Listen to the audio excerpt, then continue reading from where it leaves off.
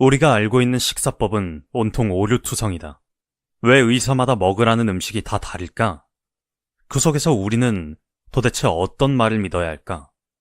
세상에 넘쳐오르는 수상한 건강 정보에 더 이상 휘둘리지 않는 방법이 있을까? 사실 식품과 건강에 관한 수상한 정보들은 오래전부터 있었다. 여기에는 누가 말했는지 알 수 없는 카더라식 소문이 많다. 예를 들면 이런 식이다. 이 음식에는 암 예방 효과가 있다더라. 뭐뭐는 먹기만 해도 살이 빠진다더라. 그런 음식들이 실제로는 암 예방이나 다이어트에 효과가 없더라도 딱히 증명이 어려운 관계로 수상한 정보들은 그대로 방치되고 있다. 사실이 아닌 것 같다고 느낀 소비자도 건강에 특별한 문제가 생기지 않는 한 불만을 제기하지 않기에 그대로 묻힌다. 우리가 먹고 있는 음식을 이대로 먹어도 괜찮은 걸까? 경제협력개발기구 OECD의 보건 통계에 따르면 한국인 평균 기대 수명은 82.7년으로 OECD 평균인 80.7년보다 2년이나 더 길어 우리나라는 세계적인 장수국 중 하나로 자리매김하고 있다. 하지만 한편으로는 65세 이상 인구 중 3가지 이상의 만성질환 보유율이 50%를 넘어서고 있어 무병장수가 아닌 유병장수의 시대로 돌입하고 있다. 정확한 건강 정보가 절실한 상황에서도 신문, 방송, 인터넷, SNS 등 정보 공급원이 다양화되고 확대되어 잘못된 건강과 의료에 대한 정보가 넘쳐나고 있다. 정말 건강을 위한 식사를 하고 싶은가? 여기 수십 년 동안 20만 명이 넘는 환자들을 진료한 당뇨병 전문 의사 마키다 젠지의 정확한 조언을 들어보자. 오늘 소개해드릴 책은 식사가 잘못됐습니다. 실전편이다. 사실 지금 병원을 찾는 환자들이나 함께 일하는 동료들을 보면 50대가 걱정하는 일은 건강이 아니라 돈이다. 아직 자녀에게 들어갈 비용이 필요한데 슬슬 정년퇴직할 시기가 눈앞에 보이기 시작한다. 그래서 절약을 하고 먹는 것에만 돈을 쓰는 경향이 있다. 되도록 돈을 들이지 않고 포만감을 느끼려고 하다 보니 탄수화물 섭취가 늘어난다. 하지만 50대에 탄수화물을 많이 섭취하면 체중이 더욱 늘어나 생활습관병에 걸리기 쉬워진다.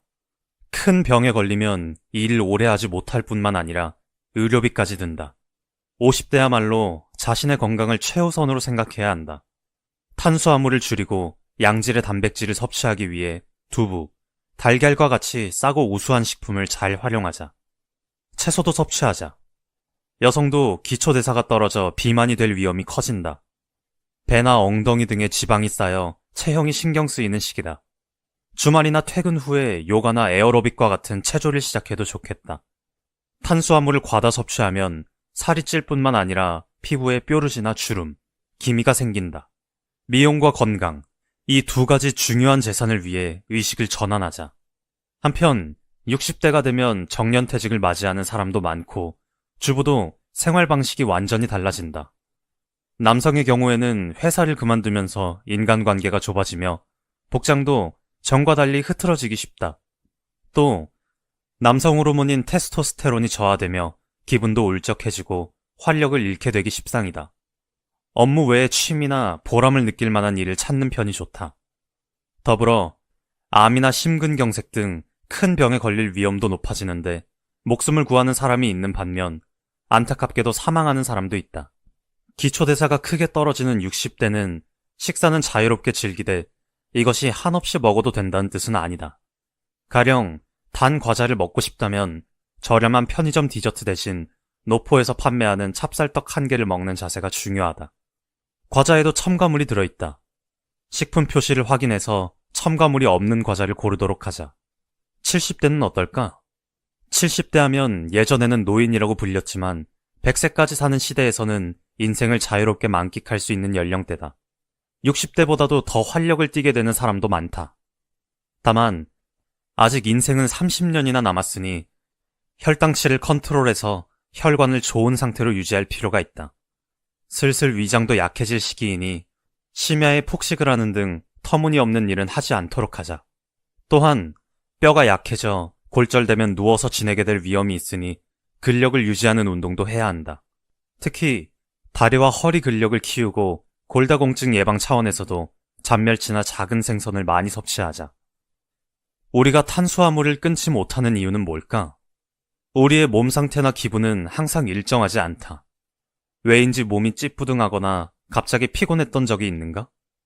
이렇게 어딘가 몸 상태가 좋지 않다고 느낄 때는 혈당치가 크게 관여하고 있을 확률이 높다. 우리의 몸은 혈당치가 올라가면 쾌감을 느끼고 혈당치가 내려가면 불쾌해지게 되어 있다. 이렇게 보면 혈당치가 높은 상태가 좋아 보이겠지만 그렇지는 않다. 혈당치가 올라갈 때 느끼는 쾌감은 어디까지나 순간적이기 때문이다. 탄수화물을 섭취하고 혈당치가 급상승하면 세로토닌이나 도파민이라고 하는 뇌내 물질이 분비되어 기분이 고조된다. 하지만 이렇게 느낀 행복은 오래 지속되지 않는다. 우리의 몸은 너무 올라간 혈당치를 낮추도록 기능하기 때문에 이번에는 급격하게 내려가 저혈당 상태에 빠진다. 혈당치가 70을 내려가면 졸음, 나른함, 피로감, 두통 등 불쾌한 증상이 나타난다. 그렇게 되면 뇌는 또 혈당치를 높여 기분을 좋게 해야지라고 받아들여 실제로 먹는 행위를 통해 혈당치가 급상승하도록 스스로 유도한다. 그야말로 식품 기업이 의도한 대로 생각하고 행동하게 된다. 식품 기업체에서 노리는 강제적으로 먹고 마시게 하는 대신 소비자가 스스로 사고 싶은 것을 사게 한다는 상황이 그대로 재현되는 셈이다. 어째서 사람들은 이렇게도 쉽게 탄수화물에 중독되는 걸까? 이를 알기 위해서는 인체의 메커니즘부터 살펴봐야 한다. 우리는 살기 위해서 에너지를 필요로 한다. 얌전히 잠만 잘 때도 에너지는 소비된다. 직접적으로 에너지를 만들어내는 것은 탄수화물이지만 농경을 알지 못했던 우리의 선조들은 쌀이나 밀가루 등 탄수화물을 많이 함유한 식품을 쉽게 손에 넣을 수 없었다. 그래서 기회가 되면 탄수화물을 최대한 많이 섭취해둬야 한다고 인식하게 되었다. 이처럼 기본적으로 인간의 몸은 탄수화물을 좋아하고 중독에 빠지기 쉽게 구성되었다. 식품 기업은 이 점을 제대로 파고들었다. 단순히 이 과자 계속 먹게 되네? 먹는 걸 끊을 수가 없어 라는 말로 끝낼 문제가 아니다. 탄수화물 중독에 빠지면 비만이나 당뇨병을 비롯해 암, 심근경색, 뇌졸중, 치매 등 다양한 생활습관성 질환에 걸릴 확률이 높아지기 때문이다. 50여 가지의 영양소 중에서 가장 기본적이고 중요한 3대 영양소는 탄수화물, 지방, 단백질이다. 직접적 에너지원이 되는 탄수화물은 살아가기 위해서 꼭 필요하지만 현대인은 이 탄수화물을 과다 섭취하고 있다. 더욱 건강해지고 싶다면 지금 먹는 양보다 줄여야 한다는 점을 기억하자. 구체적으로는 밥, 빵, 면류, 단 과자, 단 음료 섭취를 줄이면 된다. 반대로 지방은 지금 먹는 분량보다 늘려야 한다. 지방을 섭취하면 뚱뚱해진다는 인식은 잘못되었다. 지방은 세포막 형성의 원료가 되고 인체에 매우 중요한 작용을 하기 때문에 부족해지면 안 된다. 다만 중요한 작용을 하는 영양소인 만큼 질은 따져야 한다. 오래되어 산화된 기름은 몸에 좋을 리 없다. 단백질은 근육과 뼈 등 몸을 만드는 영양소다. 고기, 생선, 달걀, 대두 제품에 단백질이 많다. 병은 음식에서 오고 음식으로 물리친다. 좋지 않은 건강 상태에서 벗어나려면 혈당치가 마구 올라갔다 내려가지 않도록 나만의 건강한 식습관을 유지해야 한다. 일단 흰 쌀밥을 너무 많이 먹으면 단명한다는 사실을 기억해라. 혈액 중 포도당이 넘치는 것을 피해야 한다. 1972년에 일본의 장수마을, 단명마을이라는 책이 출간되었다. 저자인 곤도 쇼지 의학 박사가 1935년부터 36년간 일본 열도를 걸어다니며 장수마을이나 단명마을의 생활 양식을 조사해 정리한 책이다. 곤도 박사는 커다란 배낭을 메고 험한 산길을 오르내리며 990곳이나 되는 마을을 찾아다녔다. 각 마을에 잠시 머무는 동안 스스로 도출해낸 결론 중 하나는 흰 쌀밥을 많이 먹는 마을 사람들은 오래 살지 못한다였다. 지금은 여러 사례들을 통해 더욱 확실해졌다. 밥을 너무 먹으면 혈액 중에 포도당이 넘쳐 결국 혈당치가 높아지고 건강은 눈에 띄게 안 좋아진다. 왜 당뇨병 환자가 급증하고 있을까? 2012년에 공개된 하버드 대학 연구팀이 분석한 데이터에 따르면 흰쌀밥은 특히 제2형 당뇨병에 걸릴 위험을 높인다고 한다. 현미와 달리 백미에는 마그네슘과 식이섬유가 적기 때문인 것으로 보인다. 게다가 같은 양의 백미를 먹어도 위험성은 미국, 유럽 사람보다 아시아 사람이 더 높다고 밝혀졌다. 백미를 많이 먹은 사람은 그렇지 않은 사람에 비해 아시아 사람은 1.55배, 미국, 유럽 사람은 1.12배의 비율로 당뇨병에 걸리기 쉽다는 결과가 나왔다. 마트에 가서 아무거나 집어오지 말자. 끼니를 준비할 때마다 우리는 실로 무수한 선택에 직면한다. 그렇다면 매일 하는 식사에 바로 적용해 볼 만한 효과적인 식사법이 있을까? 되도록 닭고기를 먹으면 좋다.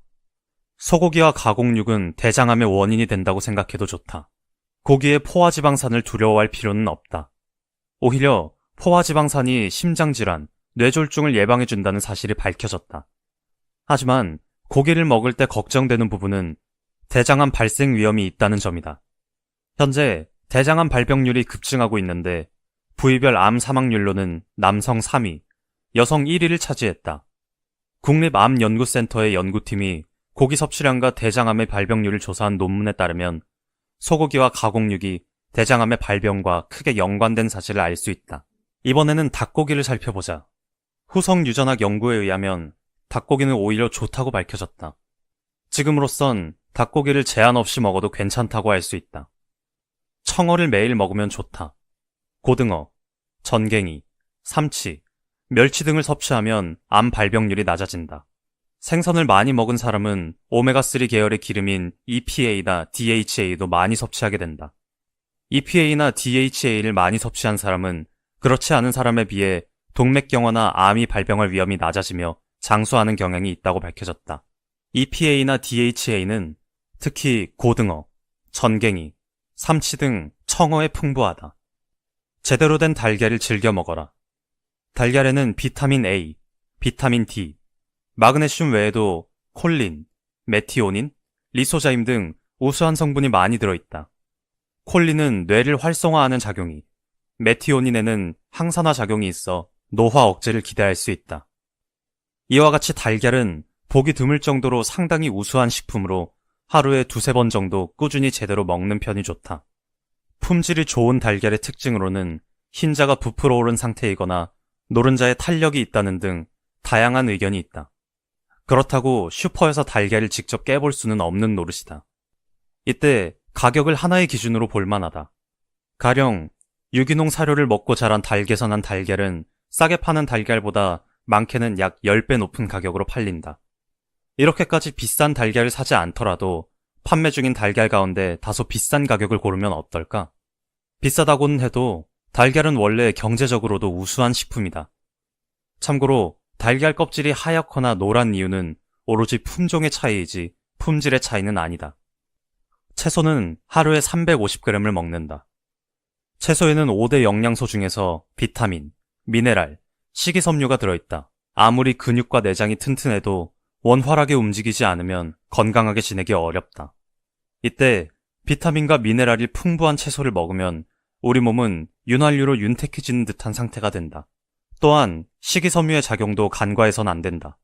식이섬유는 탄수화물의 한 종류로 분류되지만 포도당으로 분해되지 않고 대장까지 전달된다. 이때 변의 양을 늘리거나 장내 세균의 먹이가 되어 장의 움직임을 조절해준다. 게다가 식이섬유는 10배에서 15배의 물을 흡수할 수 있어 변비를 개선하고 장의 유동성을 높여주어 발암물질이 줄어든다. 또 위에서 소화를 늦추고 혈당치 상승을 억제하여 담즙산이 늘어나고 재흡수를 억제하며 LDL 콜레스테롤을 낮춰준다. 식이섬유는 샐러리 섬유질처럼 튼튼한 형태로 존재하지는 않는다. 다양한 채소, 버섯, 해조류, 곤약 등에도 많이 들어있다. 채소의 섭취량은 하루에 350g이 권장된다. 정식에 함께 나오는 작은 반찬 그릇에 담긴 나물무침은 대체로 70g이다. 야채볶음이나 마파가지를 메인으로 한 반찬은 2배 정도 더 많다. 그러니 작은 반찬 그릇으로 먹는다면 하루에 5개를 아침, 점심에 나눠서 먹으면 된다. 생채소 샐러드는 비타민이 많아서 좋지만 무침으로 만들면 양을 많이 섭취할 수 있다. 어느 쪽이든 장단점이 있다. 적당히 조합해서 채소를 많이 섭취하도록 하자. 과일은 공복 시에 먹지 않는다. 제철 과일을 식후에 조금씩 먹자. 과일의 과당은 포도당보다 더 중성지방으로 바뀌기 쉬운 성질을 지녔다. 과일은 틀림없이 비만으로 이어지기 쉽다. 하지만 양질의 비타민을 섭취하고자 할 때 좋은 식품이라고도 할 수 있으니 살찐다는 이유로 끊을 필요는 없다. 다만 먹는 방법에 주의해야 한다. 우선 과일을 주스로 만들지 말고 통째로 먹도록 하자. 오렌지라면 껍질을 벗기고 하얀 속껍질까지 먹자. 이렇게 먹으면 섬유질도 섭취할 수 있고 씹는 과정을 통해 타액이 나오면 뇌에 음식이 들어왔다는 신호가 전해져 빠르게 포만감을 느끼게 된다. 오렌지를 씹어서 먹으면 한 개로 충분히 만족할 수 있다. 공복 시에는 과일을 먹지 말아야 한다. 공복 시에 과일을 먹으면 혈당치가 급격히 올라간다. 이미 음식을 먹고 난 다음에 과일을 먹어야 원만하게 상승한다. 과일은 대체로 살찌기 쉽다는 점을 인식하되 식후 디저트로 제철 과일을 약간만 먹는 편이 좋다. 한편 아보카도를 과일로 여기는 사람이 많은데 식품 분류상으로는 과일이지만 특수한 존재라고 볼 수 있다. 아보카도에는 탄수화물이 거의 없어서 탄수화물 제한식을 섭취할 때 적합한 식품이다. 또한 비타민 E나 양질의 지방도 많이 함유하고 있으니 아보카도는 특히 평소에 적극적으로 먹을 만하다. 저지방은 몸에 좋다는 잘못된 정보. 전문가를 포함해서 아직도 많은 사람이 칼로리가 높은 식품 때문에 살이 찐다라는 거짓 정보를 굳게 믿으며 칼로리가 높은 지방을 나쁘게만 여긴다. 이는 잘못된 정보다. 아무리 지방 섭취를 자제해도 살은 빠지지 않는다. 오히려 건강을 해칠 수 있다. 저지방은 먹어서 몸에 좋을 것이 없다. 이제는 잘못된 선입관에서 벗어나야 한다. 영양제를 고를 때야말로 똑똑하게 선택하자. 효과가 기대되는 영양제를 섭취할 때는 함유 성분량을 검토할 필요가 있다. 저렴한 제품은 알약이 커도 함유된 성분량이 적다. 물론 제조 과정도 신뢰할 만해야 한다. 비타민 D는 암 예방 효과가 기대된다. 국립암연구센터와 보건소팀이 혈중 비타민 농도와 암의 발병 위험에 대해 실시한 연구 결과가 영국의 내과학회 잡지에 게재되었다. 연구에서는 조사를 실시한 1990년에 일본 전국 8곳에 사는 40세에서 69세 남녀 약 3만 4천 명으로부터 혈액을 제공받아 2009년까지 추적을 실시했다. 혈중 비타민 D의 농도에 대해서는 약 4,500명을 측정한 후 수치에 따라 4개의 그룹으로 나눠서 조사했다. 그러자 혈중 비타민 D 농도가 가장 낮은 그룹이 다른 그룹에 비해 암 발병률이 높았다고 밝혀졌다. 가장 낮은 그룹과 가장 높은 그룹을 비교하면 혈중 비타민 D 농도가 높았던 그룹에는 백혈병과 암 발병률이 낮았다. 이 결과를 보면 혈중 비타민 D 농도를 어느 정도 높게 유지하면 암 예방에 도움이 된다고 할 수 있다. 비타민 D를 많이 함유한 식품으로는 고등어, 연어, 참치 등 지방이 많은 생선 외에도 소, 간, 견과류 등이 있다. 하지만 식품으로 섭취하기에는 한계가 있기에 영양제로 먹는 것도 좋다. 지금까지의 글은 책, 식사가 잘못됐습니다 실전편에서 가져왔다. 많은 질병은 생활 습관에서 생겨난다. 특히 음식이 전부라는 말이 있을 정도로 식습관이 질병에 미치는 영향은 아무리 강조해도 지나치지 않다. 물론 하나하나 지키면서 어떤 음식은 몸에 좋고 어떤 음식은 몸에 좋지 않다고 분류하며 먹으면 머리가 아플 것이다. 그래도 자신의 몸 상태를 분석하고 그에 맞는 음식을 챙겨 먹는 것이 노후를 위해 좋다. 근데 요즘엔 그것마저 귀찮아하시는 분들이 많다. 그래서 음식뿐 아니라 암과 만성염증에 좋다는 영양제를 꾸준히 섭취하고 있는 분들이 많다. 하지만 시중에 그 많은 영양제 중 어떤 영양제를 먹어야 할까? 실제로 효과가 있는 영양제를 고를 때는 단순히 저렴한 제품보다는 고함량 성분이 들어있는 영양제를 고르는 것이 좋다. 요청이 많아 요즘 많이들 먹는 만성염증을 예방해주는 고함량 영양제를 찾아봤다. 이 영양제에 대한 정보는 아래 고정 댓글에 링크를 클릭하면 확인하실 수 있다. 내 몸을 지키고 면역력을 높이는 식사법의 비밀을 오늘부터 꼭 실천해 보시길 바란다. 우리가 알고 있는 식사법은 온통 오류투성이다. 왜 의사마다 먹으라는 음식이 다 다를까? 그 속에서 우리는 도대체 어떤 말을 믿어야 할까? 세상에 넘쳐오르는 수상한 건강 정보에 더 이상 휘둘리지 않는 방법이 있을까? 사실 식품과 건강에 관한 수상한 정보들은 오래전부터 있었다. 여기에는 누가 말했는지 알 수 없는 카더라식 소문이 많다. 예를 들면 이런 식이다. 이 음식에는 암 예방 효과가 있다더라. 뭐뭐는 먹기만 해도 살이 빠진다더라. 그런 음식들이 실제로는 암 예방이나 다이어트에 효과가 없더라도 딱히 증명이 어려운 관계로 수상한 정보들은 그대로 방치되고 있다. 사실이 아닌 것 같다고 느낀 소비자도 건강에 특별한 문제가 생기지 않는 한 불만을 제기하지 않기에 그대로 묻힌다. 우리가 먹고 있는 음식을 이대로 먹어도 괜찮은 걸까? 경제협력개발기구 OECD의 보건 통계에 따르면 한국인 평균 기대 수명은 82.7년으로 OECD 평균인 80.7년보다 2년이나 더 길어 우리나라는 세계적인 장수국 중 하나로 자리매김하고 있다. 하지만 한편으로는 65세 이상 인구 중 3가지 이상의 만성질환 보유율이 50%를 넘어서고 있어 무병장수가 아닌 유병장수의 시대로 돌입하고 있다. 정확한 건강 정보가 절실한 상황에서도 신문, 방송, 인터넷, SNS 등 정보 공급원이 다양화되고 확대되어 잘못된 건강과 의료에 대한 정보가 넘쳐나고 있다. 정말 건강을 위한 식사를 하고 싶은가? 여기 수십 년 동안 20만 명이 넘는 환자들을 진료한 당뇨병 전문 의사 마키다 젠지의 정확한 조언을 들어보자. 오늘 소개해드릴 책은 식사가 잘못됐습니다. 실전편이다. 사실 지금 병원을 찾는 환자들이나 함께 일하는 동료들을 보면 50대가 걱정하는 일은 건강이 아니라 돈이다. 아직 자녀에게 들어갈 비용이 필요한데 슬슬 정년퇴직할 시기가 눈앞에 보이기 시작한다. 그래서 절약을 하고 먹는 것에만 돈을 쓰는 경향이 있다. 되도록 돈을 들이지 않고 포만감을 느끼려고 하다 보니 탄수화물 섭취가 늘어난다. 하지만 50대에 탄수화물을 많이 섭취하면 체중이 더욱 늘어나 생활습관병에 걸리기 쉬워진다. 큰 병에 걸리면 일을 오래 하지 못할 뿐만 아니라 의료비까지 든다. 50대야말로 자신의 건강을 최우선으로 생각해야 한다.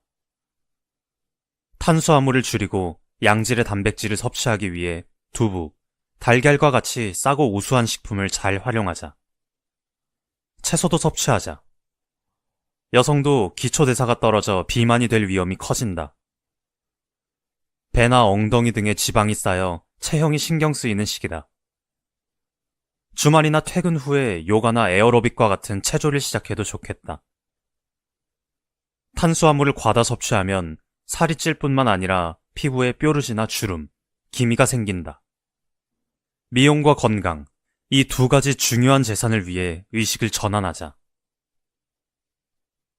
한편 60대가 되면 정년퇴직을 맞이하는 사람도 많고 주부도 생활 방식이 완전히 달라진다. 남성의 경우에는 회사를 그만두면서 인간관계가 좁아지며 복장도 전과 달리 흐트러지기 쉽다. 또 남성 호르몬인 테스토스테론이 저하되며 기분도 울적해지고 활력을 잃게 되기 십상이다. 업무 외의 취미나 보람을 느낄 만한 일을 찾는 편이 좋다. 더불어 암이나 심근경색 등 큰 병에 걸릴 위험도 높아지는데 목숨을 구하는 사람이 있는 반면 안타깝게도 사망하는 사람도 있다. 기초대사가 크게 떨어지는 60대는 식사는 자유롭게 즐기되 이것이 한없이 먹어도 된다는 뜻은 아니다. 가령 단 과자를 먹고 싶다면 저렴한 편의점 디저트 대신 노포에서 판매하는 찹쌀떡 1개를 먹는 자세가 중요하다. 과자에도 첨가물이 들어있다. 식품 표시를 확인해서 첨가물이 없는 과자를 고르도록 하자. 70대는 어떨까? 70대 하면 예전에는 노인이라고 불렸지만 100세까지 사는 시대에서는 인생을 자유롭게 만끽할 수 있는 연령대다. 60대보다도 더 활력을 띠게 되는 사람도 많다. 다만 아직 인생은 30년이나 남았으니 혈당치를 컨트롤해서 혈관을 좋은 상태로 유지할 필요가 있다. 슬슬 위장도 약해질 시기이니 심야에 폭식을 하는 등 터무니없는 일은 하지 않도록 하자. 또한 뼈가 약해져 골절되면 누워서 지내게 될 위험이 있으니 근력을 유지하는 운동도 해야 한다. 특히 다리와 허리 근력을 키우고 골다공증 예방 차원에서도 잔멸치나 작은 생선을 많이 섭취하자. 우리가 탄수화물을 끊지 못하는 이유는 뭘까? 우리의 몸 상태나 기분은 항상 일정하지 않다. 왜인지 몸이 찌뿌둥하거나 갑자기 피곤했던 적이 있는가? 이렇게 어딘가 몸 상태가 좋지 않다고 느낄 때는 혈당치가 크게 관여하고 있을 확률이 높다. 우리의 몸은 혈당치가 올라가면 쾌감을 느끼고 혈당치가 내려가면 불쾌해지게 되어 있다. 이렇게 보면 혈당치가 높은 상태가 좋아 보이겠지만 그렇지는 않다. 혈당치가 올라갈 때 느끼는 쾌감은 어디까지나 순간적이기 때문이다. 탄수화물을 섭취하고 혈당치가 급상승하면 세로토닌이나 도파민이라고 하는 뇌내 물질이 분비되어 기분이 고조된다. 하지만 이렇게 느낀 행복은 오래 지속되지 않는다. 우리의 몸은 너무 올라간 혈당치를 낮추도록 기능하기 때문에 이번에는 급격하게 내려가 저혈당 상태에 빠진다. 혈당치가 70을 내려가면 졸음, 나른함, 피로감, 두통 등 불쾌한 증상이 나타난다. 그렇게 되면 뇌는 또 혈당치를 높여 기분을 좋게 해야지라고 받아들여 실제로 먹는 행위를 통해 혈당치가 급상승하도록 스스로 유도한다. 그야말로 식품 기업이 의도한 대로 생각하고 행동하게 된다. 식품 기업체에서 노리는 강제적으로 먹고 마시게 하는 대신 소비자가 스스로 사고 싶은 것을 사게 한다는 상황이 그대로 재현되는 셈이다. 어째서 사람들은 이렇게도 쉽게 탄수화물에 중독되는 걸까? 이를 알기 위해서는 인체의 메커니즘부터 살펴봐야 한다. 우리는 살기 위해서 에너지를 필요로 한다. 얌전히 잠만 잘 때도 에너지는 소비된다. 직접적으로 에너지를 만들어내는 것은 탄수화물이지만 농경을 알지 못했던 우리의 선조들은 쌀이나 밀가루 등 탄수화물을 많이 함유한 식품을 쉽게 손에 넣을 수 없었다. 그래서 기회가 되면 탄수화물을 최대한 많이 섭취해둬야 한다고 인식하게 되었다. 이처럼 기본적으로 인간의 몸은 탄수화물을 좋아하고 중독에 빠지기 쉽게 구성되었다. 식품 기업은 이 점을 제대로 파고들었다. 단순히 이 과자 계속 먹게 되네? 먹는 걸 끊을 수가 없어 라는 말로 끝낼 문제가 아니다. 탄수화물 중독에 빠지면 비만이나 당뇨병을 비롯해 암, 심근경색, 뇌졸중, 치매 등 다양한 생활습관성 질환에 걸릴 확률이 높아지기 때문이다. 50여 가지의 영양소 중에서 가장 기본적이고 중요한 3대 영양소는 탄수화물, 지방, 단백질이다. 직접적 에너지원이 되는 탄수화물은 살아가기 위해서 꼭 필요하지만 현대인은 이 탄수화물을 과다 섭취하고 있다. 더욱 건강해지고 싶다면 지금 먹는 양보다 줄여야 한다는 점을 기억하자. 구체적으로는 밥, 빵, 면류, 단 과자, 단 음료 섭취를 줄이면 된다. 반대로 지방은 지금 먹는 분량보다 늘려야 한다. 지방을 섭취하면 뚱뚱해진다는 인식은 잘못되었다. 지방은 세포막 형성의 원료가 되고 인체에 매우 중요한 작용을 하기 때문에 부족해지면 안 된다. 다만 중요한 작용을 하는 영양소인 만큼 질은 따져야 한다. 오래되어 산화된 기름은 몸에 좋을 리 없다. 단백질은 근육과 뼈 등 몸을 만드는 영양소다.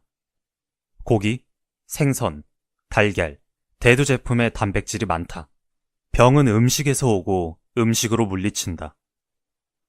좋지 않은 건강 상태에서 벗어나려면 혈당치가 마구 올라갔다 내려가지 않도록 나만의 건강한 식습관을 유지해야 한다. 일단 흰 쌀밥을 너무 많이 먹으면 단명한다는 사실을 기억해라. 혈액 중 포도당이 넘치는 것을 피해야 한다. 1972년에 일본의 장수마을, 단명마을이라는 책이 출간되었다. 저자인 곤도 쇼지 의학 박사가 1935년부터 36년간 일본 열도를 걸어다니며 장수마을이나 단명마을의 생활 양식을 조사해 정리한 책이다. 곤도 박사는 커다란 배낭을 메고 험한 산길을 오르내리며 990곳이나 되는 마을을 찾아다녔다. 각 마을에 잠시 머무는 동안 스스로 도출해낸 결론 중 하나는 흰 쌀밥을 많이 먹는 마을 사람들은 오래 살지 못한다였다. 지금은 여러 사례들을 통해 더욱 확실해졌다. 밥을 너무 먹으면 혈액 중에 포도당이 넘쳐 결국 혈당치가 높아지고 건강은 눈에 띄게 안 좋아진다. 왜 당뇨병 환자가 급증하고 있을까? 2012년에 공개된 하버드 대학 연구팀이 분석한 데이터에 따르면 흰쌀밥은 특히 제2형 당뇨병에 걸릴 위험을 높인다고 한다. 현미와 달리 백미에는 마그네슘과 식이섬유가 적기 때문인 것으로 보인다. 게다가 같은 양의 백미를 먹어도 위험성은 미국, 유럽 사람보다 아시아 사람이 더 높다고 밝혀졌다. 백미를 많이 먹은 사람은 그렇지 않은 사람에 비해 아시아 사람은 1.55배, 미국, 유럽 사람은 1.12배의 비율로 당뇨병에 걸리기 쉽다는 결과가 나왔다. 마트에 가서 아무거나 집어오지 말자. 끼니를 준비할 때마다 우리는 실로 무수한 선택에 직면한다. 그렇다면 매일 하는 식사에 바로 적용해 볼 만한 효과적인 식사법이 있을까? 되도록 닭고기를 먹으면 좋다. 소고기와 가공육은 대장암의 원인이 된다고 생각해도 좋다. 고기의 포화지방산을 두려워할 필요는 없다. 오히려 포화지방산이 심장질환, 뇌졸중을 예방해준다는 사실이 밝혀졌다. 하지만 고기를 먹을 때 걱정되는 부분은 대장암 발생 위험이 있다는 점이다. 현재 대장암 발병률이 급증하고 있는데 부위별 암 사망률로는 남성 3위, 여성 1위를 차지했다. 국립암연구센터의 연구팀이 고기 섭취량과 대장암의 발병률을 조사한 논문에 따르면 소고기와 가공육이 대장암의 발병과 크게 연관된 사실을 알 수 있다. 이번에는 닭고기를 살펴보자. 후성 유전학 연구에 의하면 닭고기는 오히려 좋다고 밝혀졌다. 지금으로선 닭고기를 제한 없이 먹어도 괜찮다고 할 수 있다. 청어를 매일 먹으면 좋다. 고등어, 전갱이, 삼치, 멸치 등을 섭취하면 암 발병률이 낮아진다. 생선을 많이 먹은 사람은 오메가3 계열의 기름인 EPA나 DHA도 많이 섭취하게 된다. EPA나 DHA를 많이 섭취한 사람은 그렇지 않은 사람에 비해 동맥경화나 암이 발병할 위험이 낮아지며 장수하는 경향이 있다고 밝혀졌다. EPA나 DHA는 특히 고등어, 전갱이, 삼치 등 청어에 풍부하다. 제대로 된 달걀을 즐겨 먹어라. 달걀에는 비타민 A, 비타민 D, 마그네슘 외에도 콜린, 메티오닌, 리소자임 등 우수한 성분이 많이 들어있다. 콜린은 뇌를 활성화하는 작용이, 메티오닌에는 항산화 작용이 있어 노화 억제를 기대할 수 있다. 이와 같이 달걀은 보기 드물 정도로 상당히 우수한 식품으로 하루에 2-3번 정도 꾸준히 제대로 먹는 편이 좋다.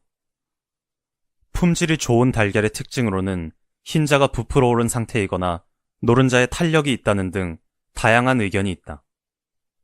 그렇다고 슈퍼에서 달걀을 직접 깨볼 수는 없는 노릇이다.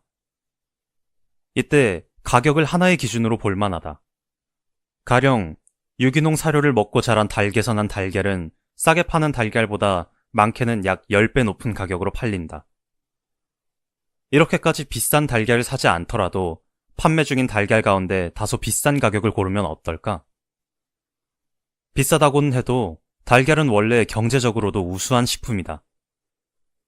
참고로 달걀 껍질이 하얗거나 노란 이유는 오로지 품종의 차이이지 품질의 차이는 아니다. 채소는 하루에 350g을 먹는다.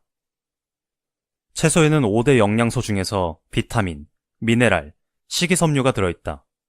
비타민과 미네랄은 우리 몸의 생리 기능을 아무리 근육과 내장이 튼튼해도 원활하게 움직이지 않으면 건강하게 지내기 어렵다. 이때 비타민과 미네랄이 풍부한 채소를 먹으면 우리 몸은 윤활유로 윤택해지는 듯한 상태가 된다. 또한 식이섬유의 작용도 간과해선 안 된다. 식이섬유는 탄수화물의 한 종류로 분류되지만 포도당으로 분해되지 않고 대장까지 전달된다. 이때 변의 양을 늘리거나 장내 세균의 먹이가 되어 장의 움직임을 조절해준다.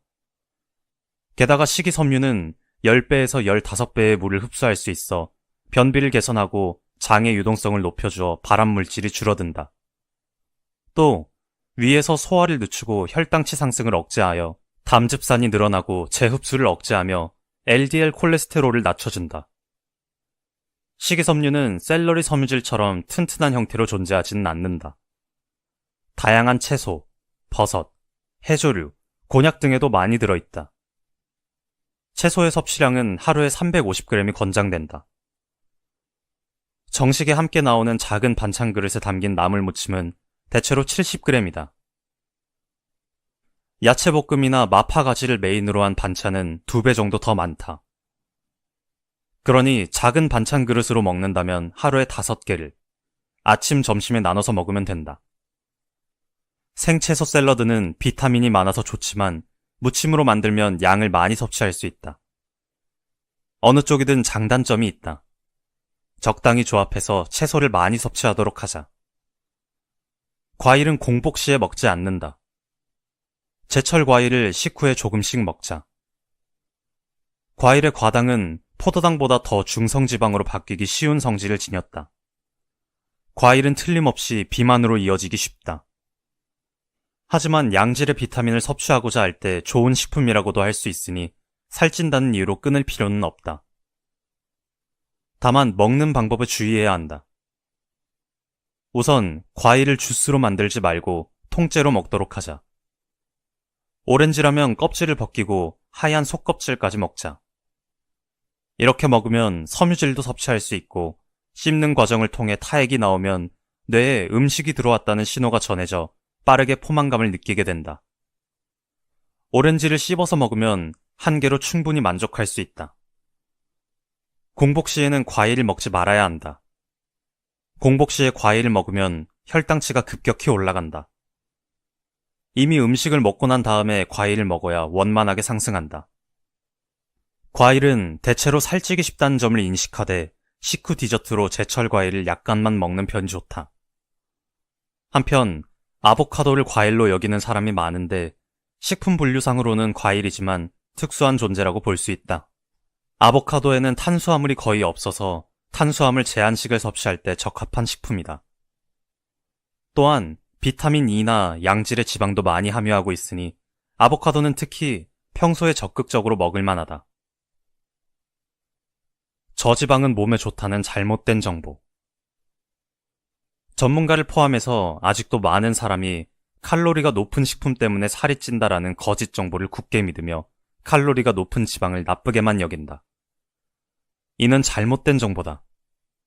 아무리 지방 섭취를 자제해도 살은 빠지지 않는다. 오히려 건강을 해칠 수 있다. 저지방은 먹어서 몸에 좋을 것이 없다. 이제는 잘못된 선입관에서 벗어나야 한다. 영양제를 고를 때야말로 똑똑하게 선택하자. 효과가 기대되는 영양제를 섭취할 때는 함유 성분량을 검토할 필요가 있다. 저렴한 제품은 알약이 커도 함유된 성분량이 적다. 물론 제조 과정도 신뢰할 만해야 한다. 비타민 D는 암 예방 효과가 기대된다. 국립암연구센터와 보건소팀이 혈중 비타민 농도와 암의 발병 위험에 대해 실시한 연구 결과가 영국의 내과학회 잡지에 게재되었다. 연구에서는 조사를 실시한 1990년에 일본 전국 8곳에 사는 40세에서 69세 남녀 약 3만 4천 명으로부터 혈액을 제공받아 2009년까지 추적을 실시했다. 혈중 비타민 D의 농도에 대해서는 약 4,500명을 측정한 후 수치에 따라 4개의 그룹으로 나눠서 조사했다. 그러자 혈중 비타민 D 농도가 가장 낮은 그룹이 다른 그룹에 비해 암 발병률이 높았다고 밝혀졌다. 가장 낮은 그룹과 가장 높은 그룹을 비교하면 혈중 비타민 D 농도가 높았던 그룹에는 백혈병과 암 발병률이 낮았다. 이 결과를 보면 혈중 비타민 D 농도를 어느 정도 높게 유지하면 암 예방에 도움이 된다고 알 수 있다. 비타민 D를 많이 함유한 식품으로는 고등어, 연어, 참치 등 지방이 많은 생선 외에도 소, 간, 견과류 등이 있다. 하지만 식품으로 섭취하기에는 한계가 있기에 영양제로 먹는 것도 좋다. 지금까지의 글은 책, 식사가 잘못됐습니다 실전편에서 가져왔다. 많은 질병은 생활 습관에서 생겨난다. 특히 음식이 전부라는 말이 있을 정도로 식습관이 질병에 미치는 영향은 아무리 강조해도 지나치지 않다.